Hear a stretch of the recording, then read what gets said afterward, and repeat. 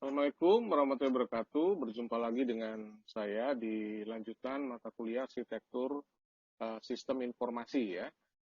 Kita akan masuk di bab 2 tentang mata kuliah ini, melanjutkan dari apa yang sudah kita lihat tentang pengantarnya di pertemuan sebelumnya ya di bab 1.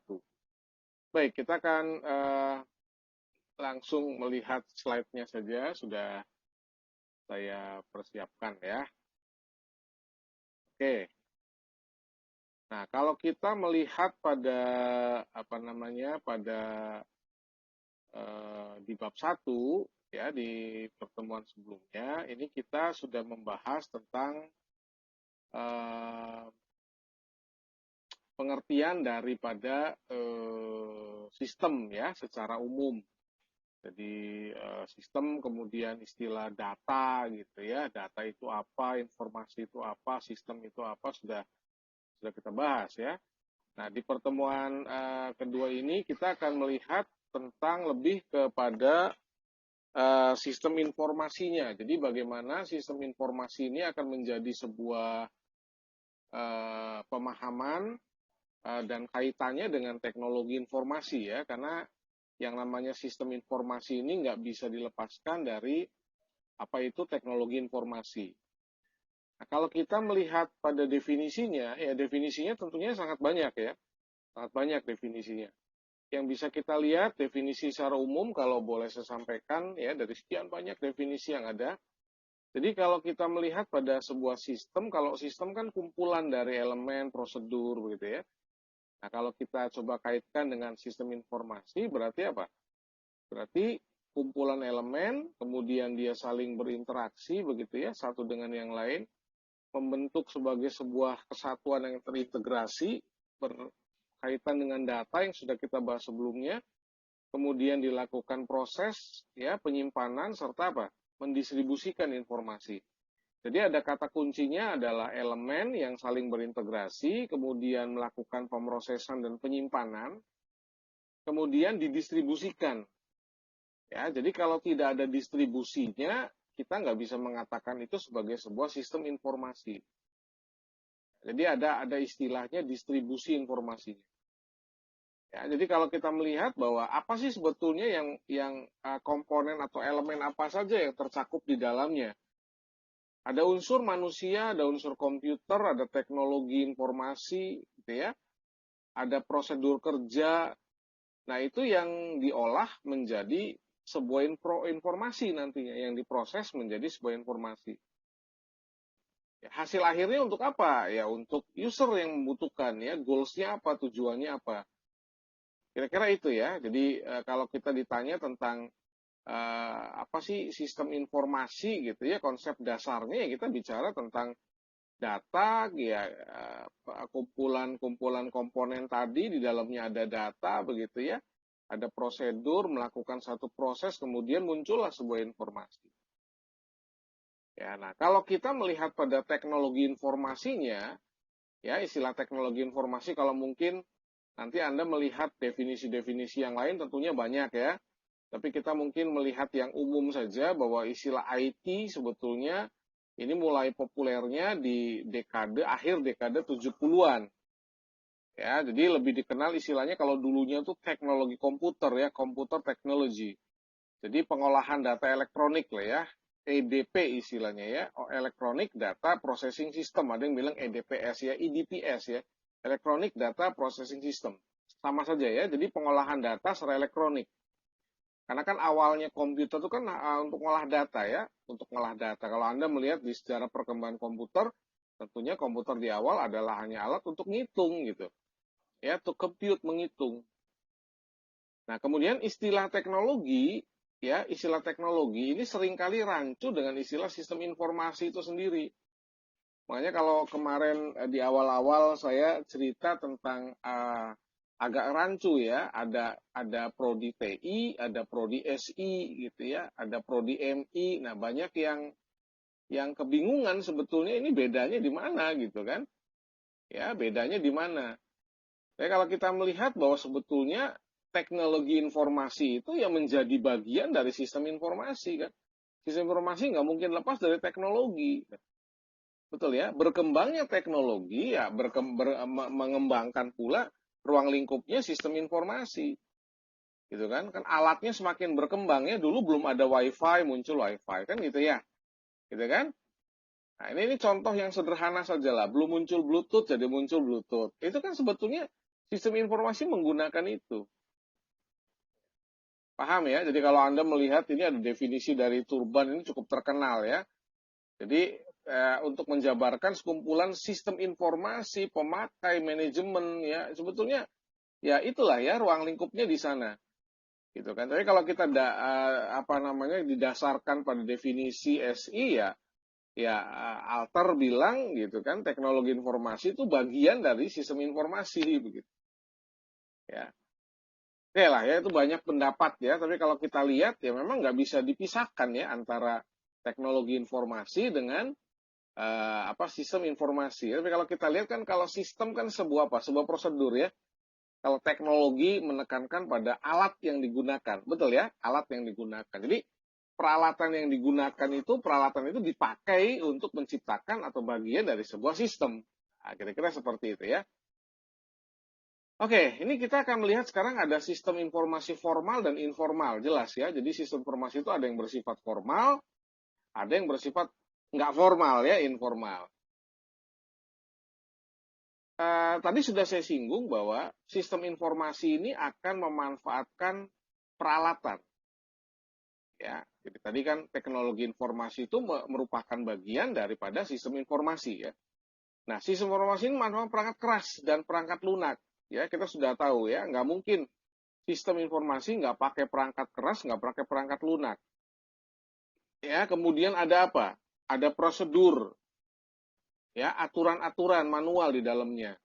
Pemodelan manajemen, ada data, ya, ada basis datanya. Ya, nah, sistem informasi juga bisa diklasifikasikan secara formal dan informal. Nah, sekarang kita lihat bedanya ya.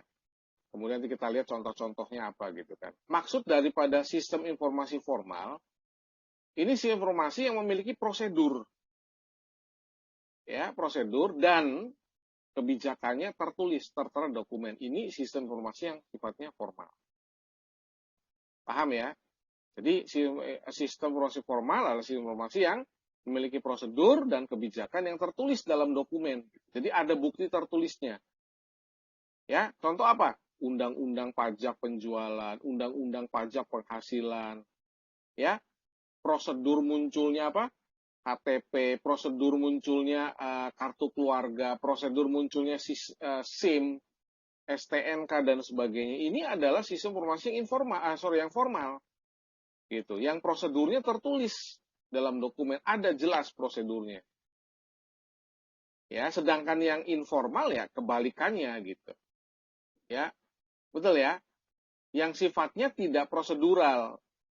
Biasanya ini sifatnya temporari gitu. Ya, sesaat, sering berubah. Kalau yang format yang prosedural ya, yang formal begitu, itu jarang berubah gitu. Perubahannya nggak sering ya. Bisa jadi setahun paling cepat gitu ya, 2 tahun sekali dan sebagainya ya, tapi nggak sering berubah. Kalau yang sering berubah, ya prosedur dan kebijakannya sering berubah, itu yang sifatnya sebetulnya tidak formal, nggak tertulis. Gitu ya, memunculkan apa, diskon, potongan, itu kan sifatnya kan mendadak gitu ya. Nah, ini yang namanya sistem informasi informal. Nah, kalau nanti Anda membuat atau bicara tentang sistem informasi yang formal ya berarti apa? Yang tertulis ya. Jelas yang tertulis itu yang bersifat formal. Nah, kemudian apa saja sih sebetulnya aktivitas sistem informasi ini? Pasti Anda sudah mengenal dan mungkin sudah menjadi pelakunya. Ya, hanya kita mungkin nggak sadar ya, tapi dalam dunia sekarang pastilah di antara sekian poin yang nanti kita akan lihat, ini sebetulnya Anda sudah lakukan. Ya, jadi aktivitas sistem informasi sebetulnya yang terjadi dalam sebuah sistem informasi ini ada kegiatan, ada input, ada proses, ada output, ada storage, pengendalian begitu ya. Betul ya? Kan ini kan komponen-komponen nih. gitu kan. Input itu apa? Input adalah ya data yang dimasukkan gitu ya, mengenai apa? Transaksi, kegiatan, gitu kan, yang dikumpulkan, yang ditangkap, disiapkan ya untuk pemrosesan melalui apa? Aktivitas input. Ya, itu input sumber daya. Kalau proses jelas ya, prosedur yang dibuat gitu ya sesuai dengan kebijakan ya, aktivitas untuk ngatur, menganalisis, memanipulasi data kan ngubah dari data menjadi informasi bagi end user, bagi pemakai akhir ya. Jadi jelas bahwa pemrosesan ini menjadi apa? Menjadi bagian yang dilakukan oleh alat begitu ya, oleh alat pemroses. Prosesnya apa? Bergantung dari tujuan yang ingin dicapai. Jadi ingat, yang namanya rumus yang kita masukkan ke dalam sebuah mesin bergantung dari keinginan kita kan. Sama kayak Anda mau masak ya. Yang namanya kita mau masak kan kita pengen harus menentukan dulu. Saya mau hasil akhirnya apa? Ya. 5 bahan, ya, 5 cara memasak, 5 hasil yang berbeda, Saudara. Kan gitu ya. Nah, kalau output atau produk informasi adalah hasil dari proses, jelas ya, yang dikirim ke pemakai akhir. Tapi ingat bahwa tujuan akhir ini belum tentu menjadi tujuan. Bisa jadi output ini menjadi input berikutnya. Itu. Ya, menghasilkan sebuah input, tapi input ini bisa jadi menghasilkan sebuah output, tapi output ini bisa jadi akan menjadi input berikutnya begitu. Paham ya? Kan ada information cycle gitu, siklus informasi. Nah, ini yang harus kita pahami ya. Jadi output itu belum tentu hasil akhir, Saudara. Ya, belum tentu hasil akhir. Seorang owner, direktur perusahaan gitu kan, pengen melihat hasil penjualan nih, hasil penjualan di bulan ini katakanlah ya, di bulan Maret katakanlah ya. Dia mau mengevaluasi nih. Ya, triwulan. Nah, triwulan 1 ya, Januari, Februari, Maret. Keluar nih hasilnya. Gitu kan, dari bagian penjualan keluar grafiknya bla bla bla, output gitu ya. Nah, output ini kan apa? Menjadi analisa dari owner, menjadi kebijakan, untuk membuat kebijakan. Nah, ini kan menjadi input lagi. Itu kira-kira maksudnya. Ya, mudah-mudahan bisa dipahami ya. Oke, ya ini output ya. Kemudian storage jelas ya. Storage bagaimana data disimpan ya secara teratur untuk digunakan lagi gitu. Makanya kalau kita bicara tentang sistem informasi itu nggak lepas dari yang namanya apa? Database. Penyimpanan data. Pola penyimpanan data tentunya banyak ya. Tentunya banyak ya. Kapasitas datanya harus dilihat dan sebagainya. Keamanannya bagaimana begitu ya. Seberapa besar ruang lingkup organisasi itu untuk menyimpan data. Gitu kan. Pertambahan datanya seperti apa dan sebagainya. Ya, ini berkaitan dengan penyimpanan sumber daya data. Lalu ya controlling gitu ya, pengendalian kinerja sistem. Ini aktivitas yang penting ini. Ya, karena kalau tidak ada feedback, umpan balik mengenai apa ya? Mengenai input, mengenai proses, mengenai output dan storage. Ya. Kan ini kan harus dievaluasi, betul ya? Apakah proses inputnya sudah maksimal? Aduh, lama nih kalau proses inputnya seperti ini. Berarti harus ada evaluasi, begitu ya. Outputnya kok nggak bisa begini, outputnya harus begini, harus ada evaluasi di output. Pemrosesannya nggak boleh begini, ya harus ditambah bla bla evaluasi terhadap proses dan sebagainya. Paham ya? Sekali lagi tujuannya adalah untuk memberikan informasi yang tepat, akurat, relevan, reliable dan sebagainya ya. Kalau kita lihat di aturan di karakteristik ya kan sudah kita bahas ya di minggu lalu kan ada karakteristik apa informasi ya gitu kan ya itu kan terpenuhi kalau bagian-bagiannya saling terintegrasi gitu ya saling berkaitan ya proses inputnya benar data inputnya benar gitu ya proses inputnya juga sesuai ya outputnya sudah di-set ya sudah di-setting diskemakan seperti itu ya sesuai dengan bagian A dapat apa bagian B dapat apa bagian C dapat apa dan seterusnya ya tentunya sebuah sistem informasi tersebut akan bermanfaat secara maksimal untuk pemakainya. Kira-kira itu ya. Nah, kalau kita lihat ini adalah komponen ya sistem informasi. Ya komponennya. Komponennya ada apa aja ya? Tentunya yang pertama ada orang ya. Ada orang. Lalu ada mesin jelas ya. hardware, software, ada prosedurnya? Nggak ada dong prosedurnya kan? Ya, nah ini kan logikanya adalah sebetulnya orang, perangkat keras, perangkat lunak, prosedur ini sudah menjadi sebuah sistem informasi. Ya, tapi sekarang karena dunianya serba online, saudara ya, informasi itu harus disebarkan, maka kita butuh jaringan dan komunikasi. Paham ya? Makanya jaringan dan komunikasi ini nggak mungkin lepas. Gitu. Ini nggak mungkin lepas dari dari komponen ini gitu. Ya, kita nggak bisa lepaskan dari komponen ini. Ya, paham ya? Nah, kemudian ada basis data. Basis data buat apa? Ya buat penyimpanan datanya. Kan tadi saya singgung ya. Kalau kita kerja manual saja kan datanya disimpan dalam catatan buku. Nah, kalau kita bekerja secara elektronik, datanya disimpan di mana? Ya disimpan di database gitu ya. Harus ada database yang disiapkan untuk menyimpan. Ya. Jadi kalau kita lihat, ya ini merupakan bagian komponen dari organisasi ya. Jadi komponen-komponennya ya merupakan komponen dari organisasi juga. Paham ya, saudara ya? Oke.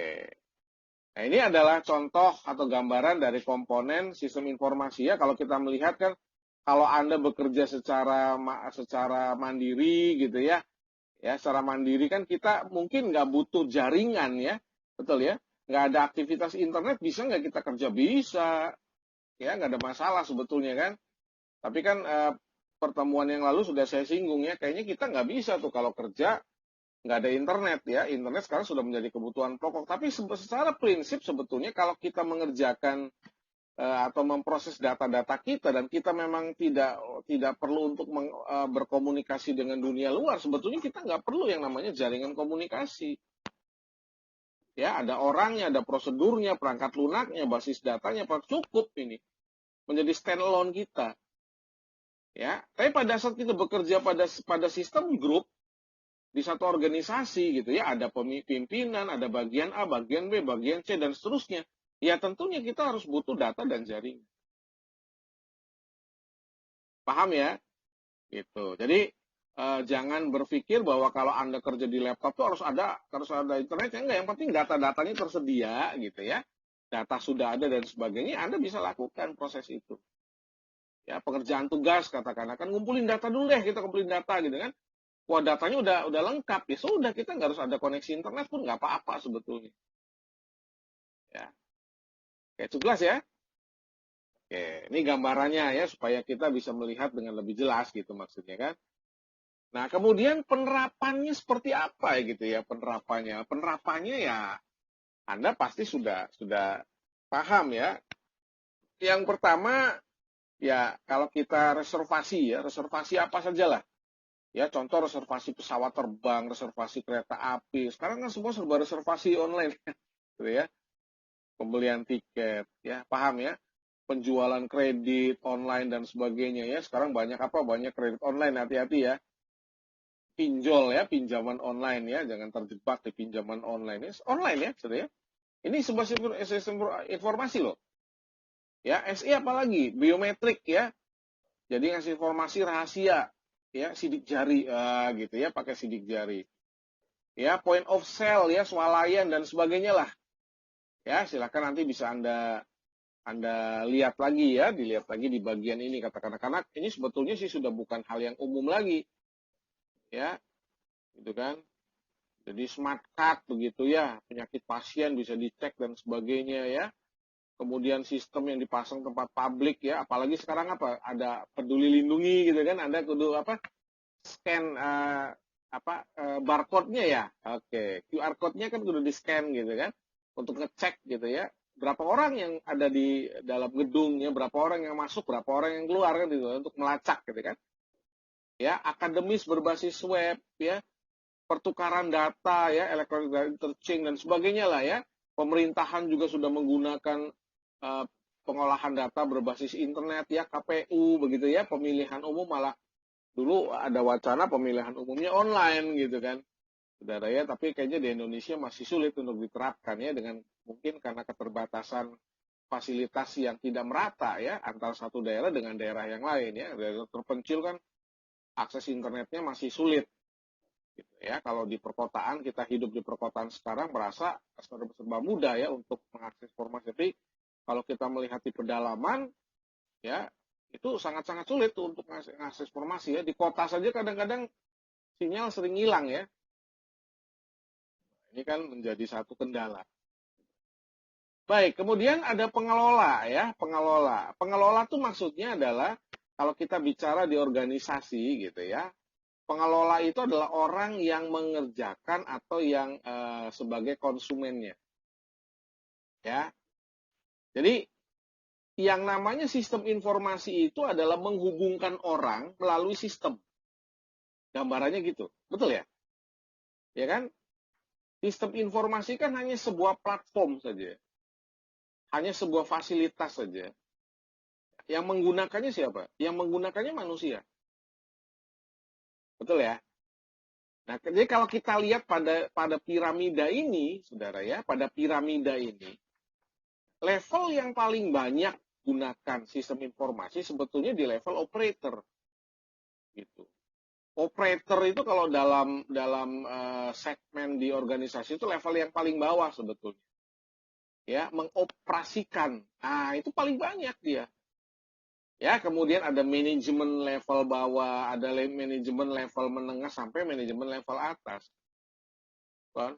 Kalau kita bicara berbanding lurus dengan datanya, tentunya kalau operator datanya data angka dan sebagainya ribet gitu ya. Lebih ke atas datanya akan lebih terstruktur lagi sampai data ringkasnya adanya di ujung atas. Jadi jangan heran kalau misalkan owner gitu ya minta laporan, ya laporannya mungkin nggak berbentuk angka, saudara. Waduh, jelimet deh kalau baca-baca angka di tabel yang masih rumit gitu kan. Yang masih rumit adanya di operator atau di manajemen level bawah, itu mereka yang ngolah gitu. Mereka yang ngolah gitu, ya.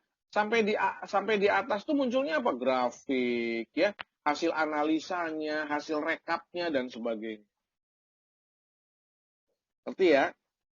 Jadi kalau misalkan nanti gitu kan Anda ada di level menengah nih, di level menengah ya, Anda akan punya anak buah di bawah yang menyediakan informasi untuk Anda. Anda menyediakan informasi untuk atasan Anda. Seperti ini ya hierarkinya ya. Jadi ya manajemen bawah itu ya, operator itu ya tingkatan yang paling sibuk gitu kan kalau dalam ruang lingkup pengguna ya. Oke ya, kemudian apa hubungannya antara sistem informasi dan teknologi informasi ya? Apa sih hubungannya antara SI dan TI ya? Tadi sudah disinggung bahwa TI secara umum menjadi bagian daripada SI. Ya.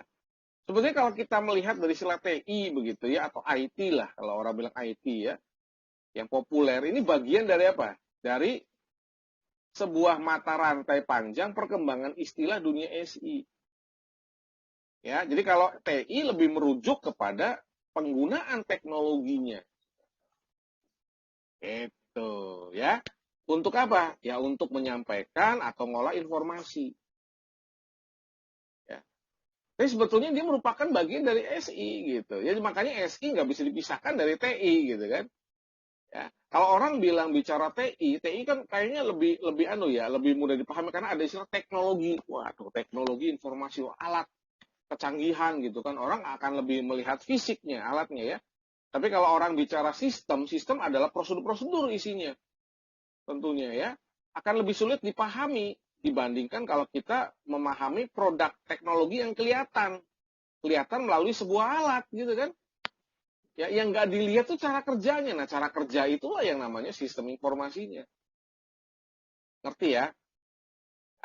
Gitu ya. Jadi istilah TI nanti mulai banyak digunakan untuk menggantikan SI ya. Jadi sebetulnya ya TI menjadi bagian daripada SI ya. Perkembangan SI sangat ditentukan oleh perkembangan TI. Paham ya? Itu hubungannya sebetulnya. Jadi jangan heran kalau mungkin ada yang beranggapan SI itu sama dengan TI. Ya, bisa dibilang sama, tapi kalau kita lihat adalah kalau SI itu adalah prosedurnya ya, ruang lingkup sistemnya, kalau teknologi itu kendaraannya lah gitu. Ya, kendaraan yang dipakai oleh sebuah sistem. Kira sistem apa ya? Sistem informasi gitu kan. Karena kita lagi bicara tentang sistem informasi ya. Oke ya. Nah, kemudian ada istilah computer system gitu kan. Ini juga merupakan teknologi informasi yang digunakan dalam SI. Gitu kan. Jadi apa namanya teknologi informasi bisa berupa teknologi apapun yang menghasilkan informasi. Ya. Termasuk apa? Ya teknologi komputer. Ya. Komputer kan berkembang terus, sudah betul ya. Teknologi komunikasi berkembang terus, betul ya. Ya, dulu orang nggak berpikir buat nangkap suara kan, voice recognition ya. Sekarang bisa nangkap suara. Ya, suara bisa jadi data. Suara bisa untuk ngebuka kode, betul saudara ya? Iya kan? Ngebuka login nih saudara, ngebuka login bisa pakai retina mata. Dulu nggak berpikir seperti itu apa? Teknologi komputer. Ya. Setelah laptopnya kebuka, masuk login, ya, kemudian Anda berinteraksi, masuk ke dalam apa? Sistem informasi. Bisa lihat ya, keterhubungannya ya. Gitu. Jadi kita nggak bisa pisahkan, saudara ya, nggak bisa pisahkan. Yang penting kita bisa memahami bagiannya masing-masing, ya, bagiannya masing-masing. Oke ya, jadi kalau kita melihat sistem informasi itu merupakan subsistem atau sistem bagian dari TI, TI merupakan kecenderungan teknologi yang berkaitan dengan SI ya, jadi kecenderungan peningkatannya ya, jadi ada peningkatan kecepatan begitu ya dan kapasitas komponen, kemudian ketersediaan informasinya semakin banyak, ya portabilitasnya semakin meningkat ya, alat-alatnya kan semakin beraneka macam ya, konektivitasnya jelas, kemudahannya ya, jadi ketidakmampuan mengotomatisasi teknologi masih berlanjut hari ini, nggak pernah selesai gitu perkembangannya, nggak pernah ada hasil akhir saudara, ini pasti akan berkembang terus, saya yakin ya. Dulu apa namanya ngecas handphone nggak kepikiran ya, pasti pakai kabel kan. Sekarang nggak usah pakai kabel, sudah ditempelin bisa ngecas. Ya, nggak usah pakai kabel. Ya, menggunakan apa? Menggunakan sinyal, menggunakan magnet. Magnet bisa nganterin, menghantar energi listrik, saudara, untuk ngecas handphone tuh. Ya, kebayang ya, saudara ya. Nah, jadi betapa canggihnya teknologi itu berkembang dan itu menjadi bagian dari sistem informasi yang tidak bisa kita pisahkan. Ya. Ya, kalau secara garis besar apa ya fungsinya ya menggantikan peran manusia ya. Bahkan sekarang kan sudah masuk apa ke era AI ya, artificial intelligence. Ya, memunculkan robot-robot yang pintar untuk menggantikan peran manusia ya, tapi tetap manusia adalah sebagai brainware-nya ya. Sebagai eksekutor utamanya manusia. Nggak ada robot, nggak mungkin jalan tanpa manusia. Oh, yang bikin robot kan manusia gitu kan. Ya, jadi melakukan apa? Otomatisasi gitu ya. Memperkuat apa? Peran manusia menyajikan informasi, tugas gitu kan. Ya, rekonstruksi gitu ya dan sebagainya lah ya. Jadi banyak sekali yang bisa dilakukan oleh sebuah teknologi informasi. Ya, nah, banyak perusahaan yang sekarang sudah berani menginvestasikan eh, modalnya sangat tinggi untuk bidang teknologi informasi. Ya, ya kenapa? Ya kompetisi, sudah. Ya, cost reduce, ngurangin biaya tuh. Ya, meningkatkan fleksibilitas, ya meningkatkan respon dan sebagainya.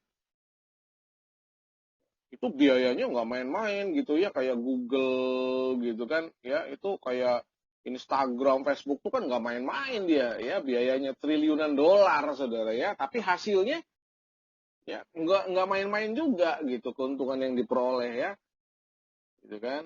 Orang ada berpikir, aduh kalau kerja di Google pensiun bisa hidup seumur hidup dana pensiunnya ya, saking gedenya gajinya. Paham ya? Jadi memang dunia IT itu dunia yang nggak kelihatan. Ya, IT itu cara gampang untuk orang mengumpulkan uang sebetulnya. Kalau orang jago di IT dan ketemu di posisi yang tepat, saudara. Ya, karena satu, informasi itu mahal ya. Ada informasi itu kalau ada di posisi yang tepat, ya dia menjadi mahal informasi itu. Ya, sudah kita bahas ya di pertemuan yang sebelumnya. Nah, jadi bagaimana informasi itu bisa dihasilkan? Ya tadi, Ya, dari rangkaian-rangkaian tadi ada komponen-komponen yang terlibat di dalamnya ya, menggunakan satu teknologi yang tepat untuk menghasilkan informasi yang benar, yang tepat, sesuai dengan kebutuhan dari orang yang memang membutuhkan informasi. Oke ya, ini bagian akhir dari penjelasan saya di bab kedua. Jadi bab kedua kita bicara lebih tentang keterhubungan ya antara sistem informasi dan teknologi informasi. Nah, mudah-mudahan apa yang saya sampaikan bisa memberikan tambahan pengetahuan, ya, wawasan untuk kita semua lebih memahami tentang apa itu SI, apa itu TI, ya, keterhubungannya dan sebagainya. Kenapa kok kita perlu memahami yang namanya teknologi informasi? Kenapa SI itu menjadi begitu penting dalam kehidupan kita, ya, dan sebagainya. Baik ya, akhir kata saya ucapkan terima kasih ya, selamat belajar dan mempelajari materi ini. Sekian, saya tutup dengan wassalamualaikum warahmatullahi wabarakatuh, salam sejahtera untuk kita.